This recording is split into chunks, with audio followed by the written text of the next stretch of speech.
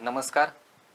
महर्षी कर्वे स्त्री शिक्षण संस्थेच्या प्राध्यापक म. ना. अद्वंत प्राथमिक विद्या मंदिरमध्ये मी आपणा सर्वांचं मनपूर्वक स्वागत करतो. आपल्या म. ना. अद्वंत प्राथमिक विद्या मंदिरमध्ये वर्षभर विविध उपक्रम राबविले जातात. जसं आपण आता म्हणतोय की सुराज्याचे शिलेदार ही एक आपली व्याख्यानमाला सुरू आहे. आपले भारतरत्न सुरू आहे. स्वामी विवेकानंद यांच्या जीवनावरती आपण युवकांचे विवेकानंद हा एक नवीन उपक्रम आपण सुरू केला. असे उपक्रम विद्यार्थिनींसाठी, शिक्षकांसाठी, पालकांसाठी, सर्वांसाठी आपण ते सुरू केलेले आहेत. यावर्षी सुद्धा म्हणजेच 18 एप्रिल आजपासून आपण एका नवीन उपक्रमाची सुरुवात करत आहोत. या उपक्रमाची माहिती आपल्या शाळेच्या मुख्याध्यापिका मंदाताई बोराणे या आपल्याला देणार आहेत. मी त्यांना विनंती करतो की त्यांनी या उपक्रमाची माहिती आपणापर्यंत पोहोचवावी. नमस्कार. 18 एप्रिल हा अण्णांचा जन्मदिवस. त्यांच्या जयंतीनिमित्त शाळेमध्ये एक नवीन उपक्रम आपण यावर्षी सुरू केलेला आहे. या उपक्रमात आपण अण्णांचं आत्मचरित्र त्याचं वाचन करून ते गोष्टी रूपाने विद्यार्थ्यांना परिपाठात सांगत आहोत. या उपक्रमाची सुरुवात 1 एप्रिल 2022 पासून झालेली आहे.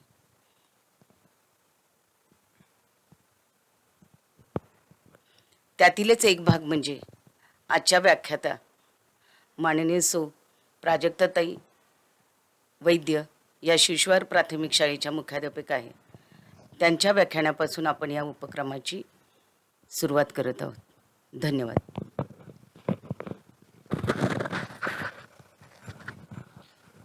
धन्यवाद ताई.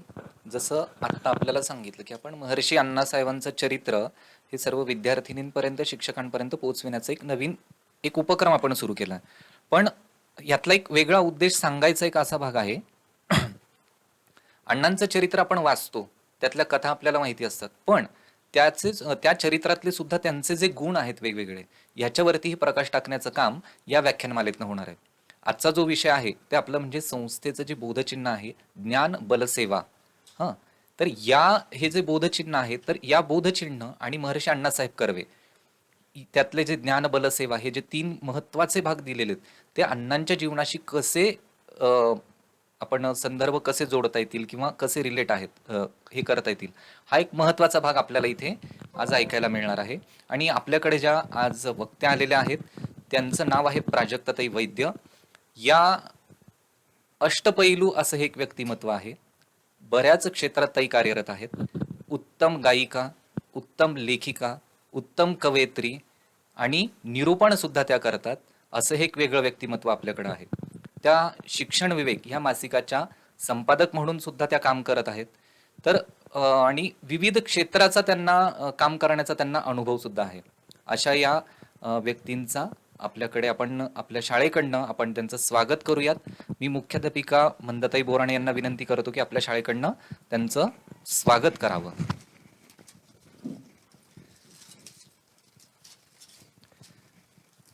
अण्णांचे चिरंजीव भास्करराव कर्वे यांचं एक छोटंसं चरित्र आहे आणि हे चरित्र आपण देऊन ताईंचं आपण इथे स्वागत करतोय.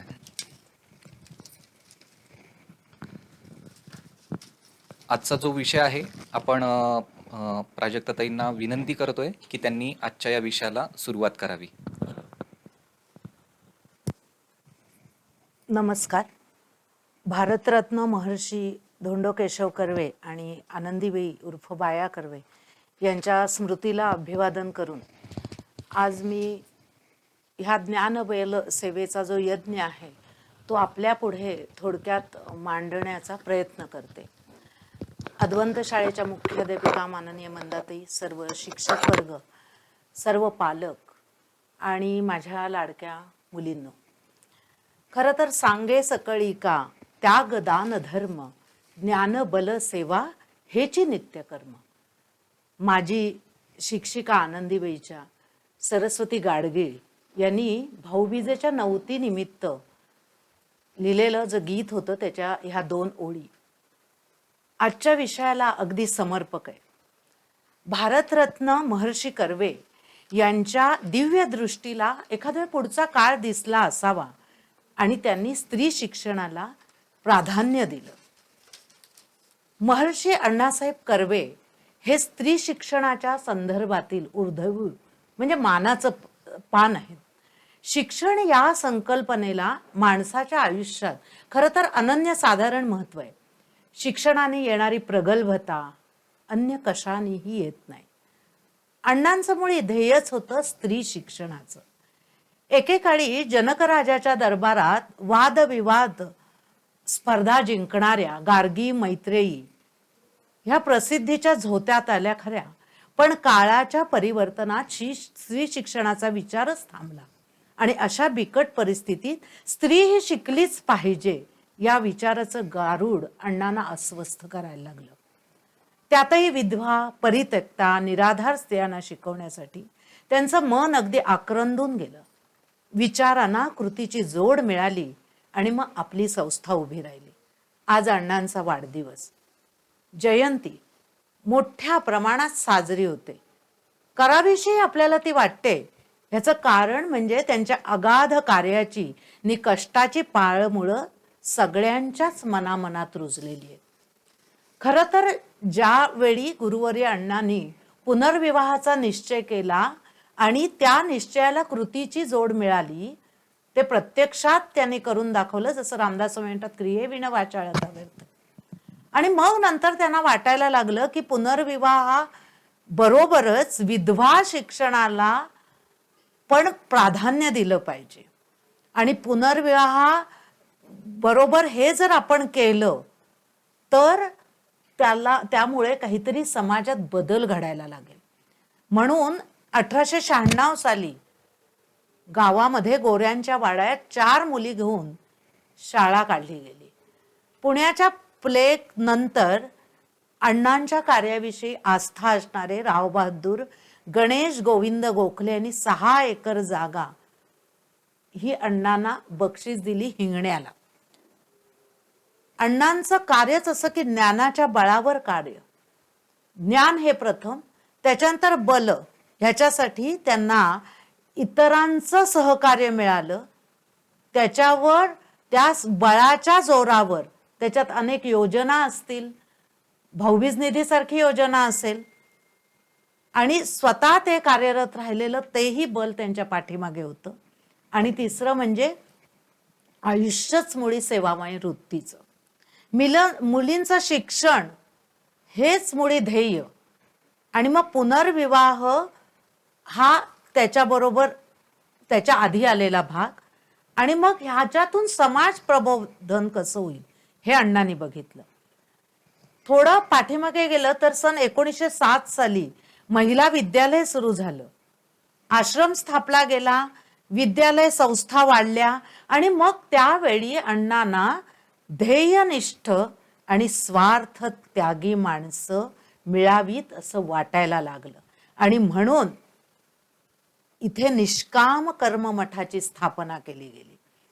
ज्ञानयोगालाच मठ म्हटलंय. म्हणजे काय तर मोबदल्याची अपेक्षा न करता केली गेलेली सेवा ही मठात घडू शकते. आणि मग हे कार्य वेगवेगळ्या ठिकाणी ज्यावेळी 4 ठिकाणी व्हायला लागलं, म्हणजे महिला विद्यालय एकीकडे, नंतर हे निष्काम कर्मयोग एकीकडे, त्यावेळी असं अण्णांना वाटायला लागलं की श्रम, वेळ, पैशाची बचत व्हावी. आणि म्हणून 1915 साली तिन्ही संस्थांचं एकत्रीकरण केलं गेलं आणि महिलाश्रम हे नामकरण झालं. आणि तेच नाव महिला वसतिगृह हे वसतिगृहाला पण देण्यात आलं. मग त्याच्यातला उद्देश काय होता, मी ही पूर्वपीठिका सांगण्याचं कारण आहे की ज्यावेळी एखादी संस्था स्थापन होते त्यावेळी ध्येय निश्चित असतं आणि ते कालातीत असतं. ते कुठल्या काळात डळमळीत होत नाही. आणि अण्णांचं असं आपण म्हणू की पुढे दृष्टी अशी होती त्यांची की हे असं अविरत चालू राहणार आहे. म्हणून त्यांनी त्या काळात सुद्धा काही एक नियम किंवा काही एक मनाशी ठरवलं. याच्यामध्ये त्यांचं पहिल्यांदा होतं शक्य तितकं स्त्रियांनी शिकावं, मातृभाषेतूनच शिक्षण व्हावं, आवडीनुसार आणि शक्तीनुसार विषय निवडून सखोल अभ्यास करण्याची संधी देण्यात यावी, हे अण्णांची इच्छा आहेत बरं का. आणि मग ज्यावेळी अण्णांचं निधन झालं तेव्हा त्यांच्या पहिल्या पुण्यस्मरणाला महर्षी कर्वे अंक प्रकाशित झाला आणि त्यानिमित्त त्यांच्या स्मरणार्थ कर्वे पुण्यस्मरण व्याख्यामाला किंवा चर्चासत्र व्हायला लागले. आणि त्या चर्चासत्रात विशेष करून स्त्रियांच्या समस्यांवरच बोलणारी व्यक्ती यायला लागली. अण्णांची दूरदृष्टी अशी होती की क्रीडांगण आहे, तिथे शाशीचे तास आहेत, NCCचं पथकाला मान्यता मिळाली, पोहण्याचा तलाव, कृष्णा तलाव की आता जो चांगल्या भव्य दव्य रूपात आपल्या समोर येणार आहे, वाचनालय, वस्तू भांडार, पुस्तक बांधणी, शिवण, शास्त्रीय उपकरण तयार करणं, संचयिका, गृहशास्त्र, मूलोद्योग, स्वच्छता, स्वच्छ वसतिगृह योजना आणि त्याची वर्षभर नोंद ठेवली जायची. जे आता स्वच्छ भारत अभियान चाललंय त्याच्यासाठी बक्षिसं ठेवली जायची. आरोग्य तपासणी, उद्यम मंडळात स्वबळावर मुलींनी काहीतरी करावं म्हणून पुस्तक बांधणी, वया बांधणीचं प्रशिक्षण दिलं जायचं. आणि मग हे सगळं करून मुली स्वतःच्या पायावर निश्चित उभ्या राहतील हे काहीतरी ध्येय समोर ठेवून अण्णांनी एक समाज कार्याचा भाग म्हणून विवाह कामधाम समिती, विवाह व कामधाम समिती अशी समिती स्थापन केली की याच्यातून मुलींना किंवा त्या विधवांना काम मिळावं. परंतु त्या योजनेला प्रतिसाद कमी मिळाला आणि मग ती समिती बंद करण्यात आली. याच्या पुढे आपल्याला जे संस्थेचं ब्रीदवाक्य आणि ज्ञानबल सेवा याच्यावर जे आपण भाष्य करणार आहोत त्याच्यासाठी मी ही पूर्वपीठिका आपल्याला सांगितली की त्या काळात सुद्धा अण्णांनी हा विचार केला आणि त्या विचारधारेला अनुसरूनच संस्था कार्य करते. म्हणून एखाद्या संस्थेची शताब्दी होणं, विचार तो रुजणं आणि तो मुळापर्यंत जाणं आणि त्याची शताब्दी होऊन किंवा 125 वर्ष होऊन तो टिकणं, त्याच्यासाठी मूळ विचार हा तेवढाच शक्तिमान असायला लागतो, विचारपूर्वक केलेला विचार असायला लागतो आणि विचाराला कृतीची जोड असावी लागते. खरं तर त्या काळी विशेष करून सासर माहेरचा आधार नसलेल्या गरीब कुमारिका, वैधव्याचा आघात सोसणाऱ्या अशा स्त्रियांना शिक्षण देऊन स्वावलंबी करावं या हेतूनी खरं तरी ह्या कार्याला सुरुवात झाली. परंतु अण्णांच्या सुदैवाने म्हणा किंवा आपल्याला जे परमेश्वराने वाणीदान दिलंय, अण्णा अतिशय कमी बोलायचे पण जे बोलायचे ना ते खूप मार्मिक असायचं. तर त्यामुळे का होईना पण अण्णांना जे काही सहकारी, चांगले सहकारी लाभले त्याच्यात नम पटवर्धन असतील, वामन मल्हार जोशी असतील, वागो मायदेव असतील, गोम चिपळूणकर असतील, वेणुताई नामजोशी असतील, काशीताई देवधर असतील, ह्यांच्या सगळ्यांच्या सहकार्याने ही कल्पना नावारूपाला आली. शिक्षणाची, विधवा विवाह शिक्षणाची कल्पना नावारूपाला आली आणि त्यानंतर गरीब, परित्यक्ता ह्या मुलींना सुद्धा इथे शिक्षण देऊ लागलं, त्यांचं सुद्धा शिक्षण होऊ लागलं आणि मग मूर्तिमंत संस्थेत त्याचं रूपांतर झालं. तथापि हे विचार, हे उदात्त विचार चिरकाल टिकण्याकरता आणि हे कार्य युगानयुग सतत चालू राहावं या हेतूनी काहीतरी ध्येय वाक्य बनवलं जातं आणि याच्यावर विचार झाला असला पाहिजे. आणि उत्तम असं अत्यंत उच्च अशा संस्काराचं वाक्य म्हणजे शीलम परम भूषण, हे ब्रीद वाक्य, हे या संस्थेची ओळख सांगतं. सगळं चांगलं झालं पण शील गेल्यामुळे सर्व रसातला मिळतं म्हणून शील हा शब्द अतिशय व्यापक असा इथे आहे. हे संस्थेचं ध्येय वाक्य, बोध वाक्य किंवा ब्रीद वाक्य. ब्रीद म्हणजे काय हो? ब्रीद म्हणजे वसा आणि तो एकाने दुसऱ्याला द्यायचा आणि त्याची परंपरा अशी चालू ठेवायची. शील म्हणजे चारित्र्य, चारित्र्याला जपणं हाच तर सर्वश्रेष्ठ अलंकार आहे. हा झाला ह्या बोधवाक्याचा सरळ अर्थ, सोपा अर्थ.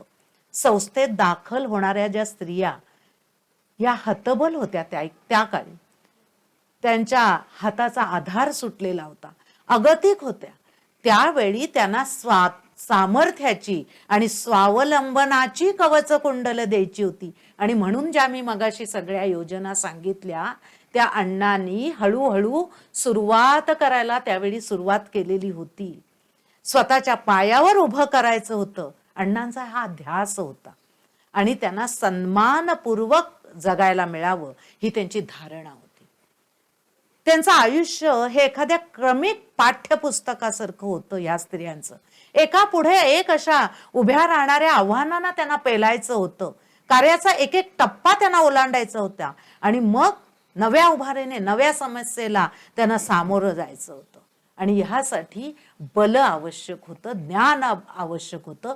पण हे ज्ञान किंवा बल आपल्यापुरतं न ठेवता त्याचा समाजाला उपयोग करून घेणं अतिशय आवश्यक होतं. आणि म्हणून ज्ञान घ्या, बल कमवा, मिळवा आणि सेवेसाठी बाहेर पडा असं ह्या त्रिदलातनं एखाद वेळे सूचित करायचं होतं. आपल्या कमळाच्या पाकळ्यांवर ज्ञान बल सेवा असे 3 शब्द आहेत. बेलाच्या त्रिदलासारखे किंवा त्रिवेणी संगमासारखे हे शब्द आहेत. ज्ञान ग्रहण करण्याची इच्छा हवी आणि आस हवी, पण ते सहजासहजी मिळत नाही. त्यासाठी एकलव्यासारखी निष्ठा लागते आणि गुरुप्रती नितांत असा आदर असावा लागतो. आणि त्यासाठी समर्थ असे गुरु सुद्धा असणं आवश्यक असतं. ह्या ज्ञान बलाचा उपयोग सेवेसाठी का करावा, तर आपल्यासारख्या अनेक स्त्रियांच्या उपयोगासाठी आणि मदतीसाठी ते करणं नितांत आवश्यक असतं. ह्याची अण्णांना जाणीव झाली. ज्ञानाची तहान हवी आणि ती शमवण्यासाठी समर्थ असा गुरु पण हवा. आणि म्हणून ज्यावेळी प्राथमिक शाळा सुरू केली त्याच्याबरोबर पार्वतीबाई अध्यापक विद्यालय हे पण सुरू करण्यात आलं. जसं ज्ञान विविध अंगी असतं, कमळाच्या पाकळ्याचं वैशिष्ट्य की विविध पाकळ्यांनी ते विकसित जातं, तसं ज्ञान सुद्धा विकसित व्हावं म्हणून वेगवेगळ्या शाखा उत्पन्न व्हाव्या. त्या शाखातून समर्थपणे स्त्री उभी राहावी स्वतःच्या पायावर. अर्थार्जन तिने करावं.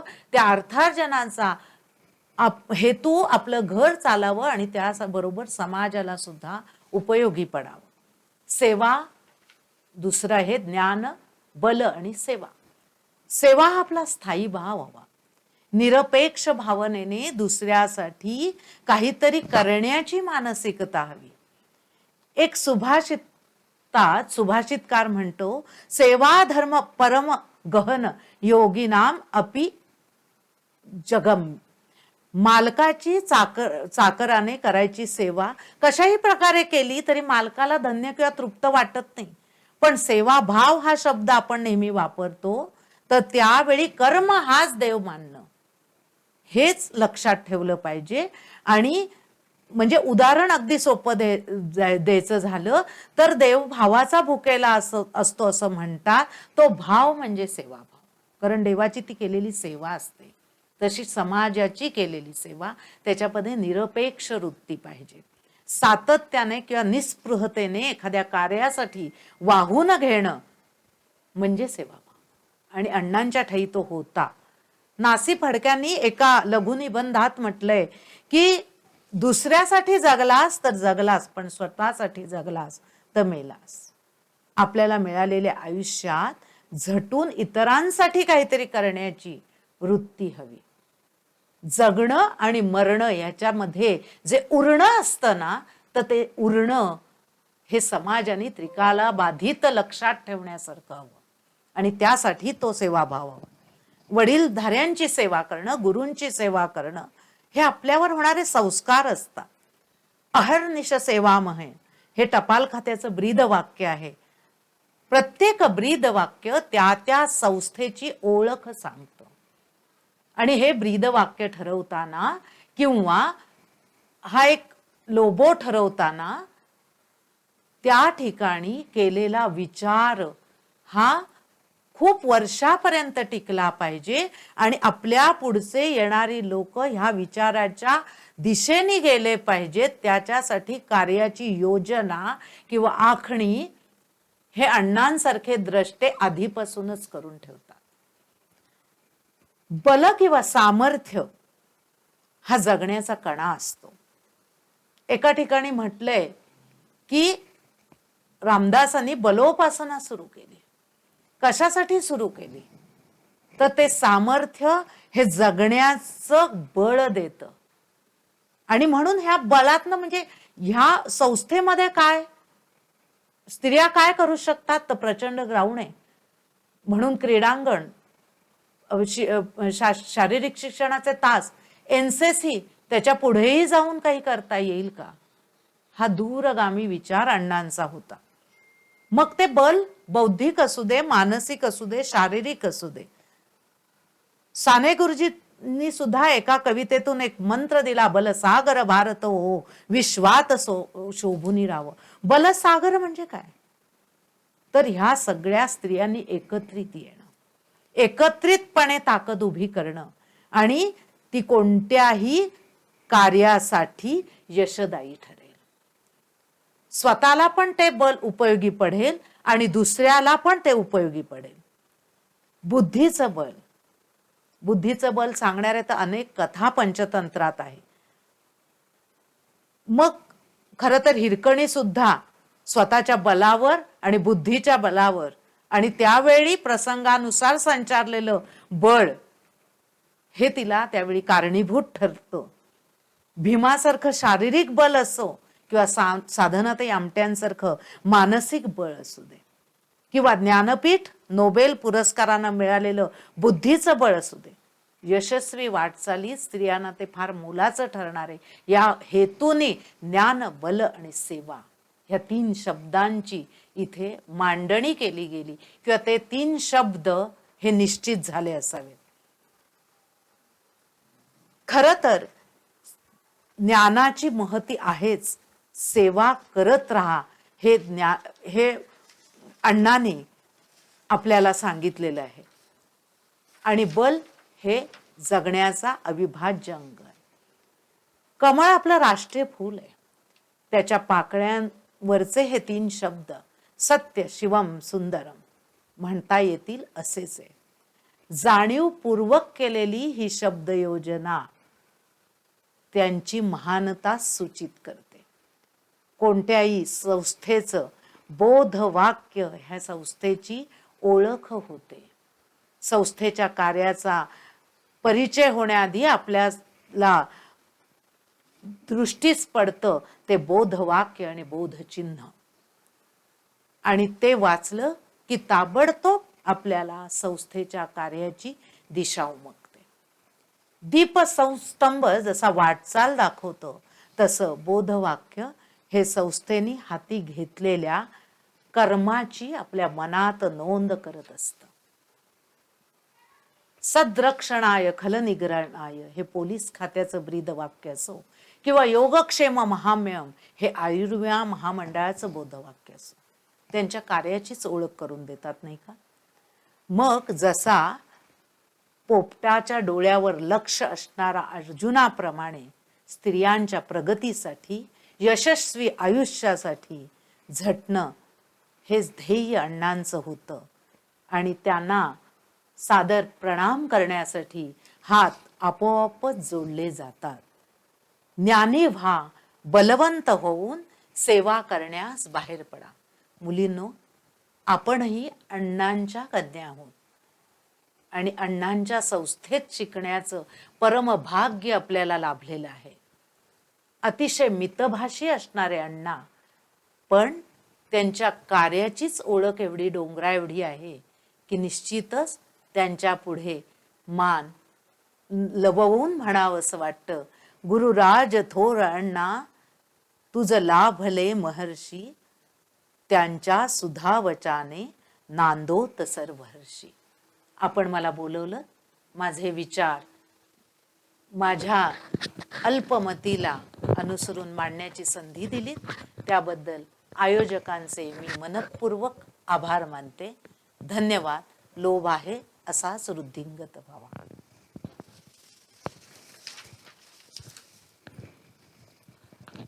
याला खरं तर हे आणखीन थोडंसं पुढे आपण गेलं असतं तरी पण चाललं असतं. अतिशय अतिशय मार्मिक शब्दांमध्ये ताईंनी आपल्याला हे मांडलं.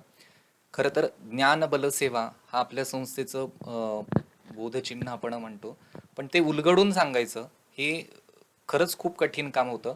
महर्षी अण्णांचं जीवन आणि ज्ञान बलसेवा ह्याचं काय महत्त्व आहे हे खूप छान पद्धतीने ताईंनी उलगडून सांगितलं. त्याबद्दल त्यांचे खूप खूप मनपूर्वक धन्यवाद. आपण या पुष्पामध्ये आपण आज इथे थांबतोय आणि पुढील पुष्पामध्ये आपण एका वेगळा महर्षी कर्वे यांच्या जीवनातील एक वेगळा प्रसंग, वेगळा विषय घेऊन आपण येणार आहोत. तोपर्यंत आपण सर्वांना मनपूर्वक धन्यवाद.